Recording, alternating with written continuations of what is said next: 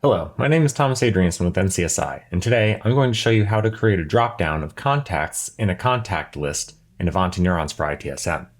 So a lot of times I get asked by customers that they want to have a dropdown of just a select number of employees from this employee list. And previously you would say, oh, well, let's just create an attribute like, oh, these are managers, and have a checkbox to designate that they are a manager on here. And then you can create a pick list that shows all of your managers. There's actually an easier way to do this, and that's by utilizing the contact group option in here. So when you're creating a contact group, right, these contact groups are typically used to send out approvals or send out notifications to this list of people, kind of like a distribution group.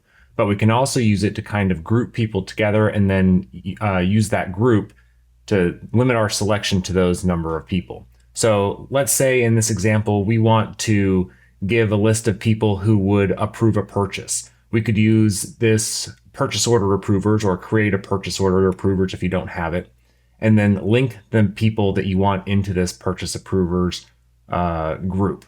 Now what we need to do is we need to create a pick list that looks at who is a member of this purchase order contact group. So what we're going to do is when we're logged in as administrator, we're going to hit the little wrench over here to go into our application configurator, go into our pick list, and we're going to add new. And let's just call this contacts in, let's see, we want the purchase order approvers contact group.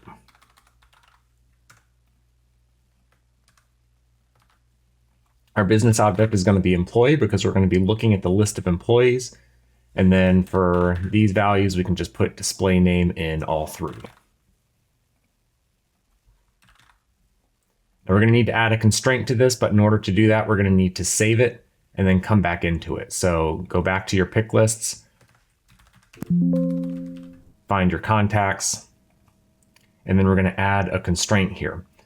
What you're going to put into here is the relationship that is contained in the employee business object. So the relationship between employee and contact group, the relationship key is this value right here. And then we're going to look for the name of the contact group that we want. So we're going to put in our purchase order approvers.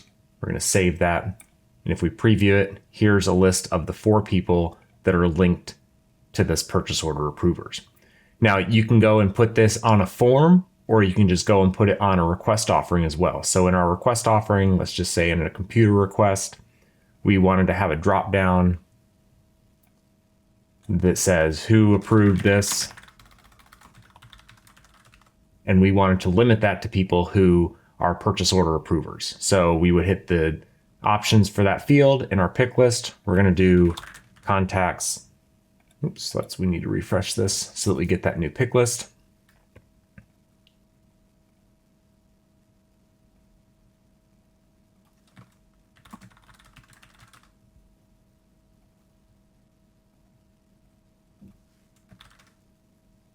Contacts and purchase order approvers.